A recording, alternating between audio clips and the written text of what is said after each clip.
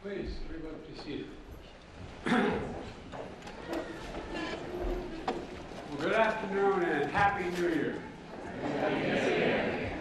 As we gather in this room on January 2025, imagine March of 1865. President Lincoln had just delivered his inaugural address at the Capitol, then returned to the White House for a reception here in the East Room. There were many well-wishers, but he spotted someone whose opinion he greatly valued.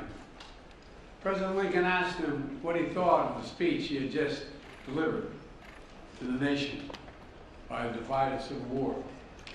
The man replied, "It was a sacred effort. It was a sacred effort." That man was Frederick Douglass. Here we are nearly 160 years later in a room where Abraham Lincoln and Frederick Douglass stood to unify the nation. I'm joined by incredible First Lady Jill. We're joined by incredible Vice President Kamala Harris and Second Gentleman Doug. Doug is a hell of a lawyer, by the way. Finally going to get to practice again. And for the final time as President, I have the honor of bestowing the Medal of Freedom on our nation's highest civilian honor on a group of extraordinary, truly extraordinary people who gave their sacred effort to shape the culture and the cause of America. So let me just say to each of you, thank you, thank you, thank you for all you've done to help us go.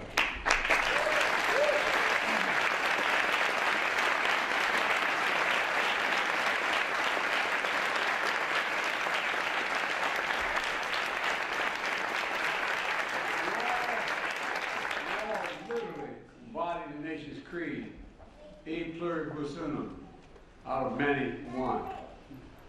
Collecting of people of different backgrounds, beliefs, and talents, from different generations and different genders, using their remarkable gifts and unwavering passion to strengthen our resolve as one nation, under God, indivisible, with liberty and justice for all. It matters. It really does matter. As cultural icons, defined statements, should be a dignified statement, humanitarians, rock stars, sports stars. You feed the hungry, you give hope to those who are hurting, and you craft the signs and sounds of our movements and our memories. You know, it's amazing. Your innovation, you inspire, you bring healing and joy to so many lives, otherwise wouldn't be touched. You answer the call to serve and led others to do the same thing.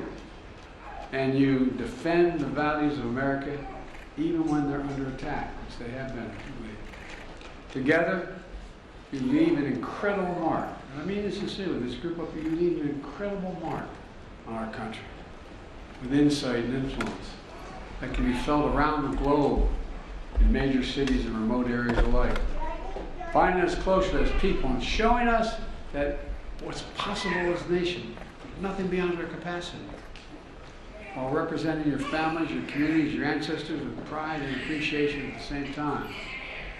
I'd also like to take a moment to recognize those honorees who are no longer with us, including the young man speaking. By the way, kids rule in this house.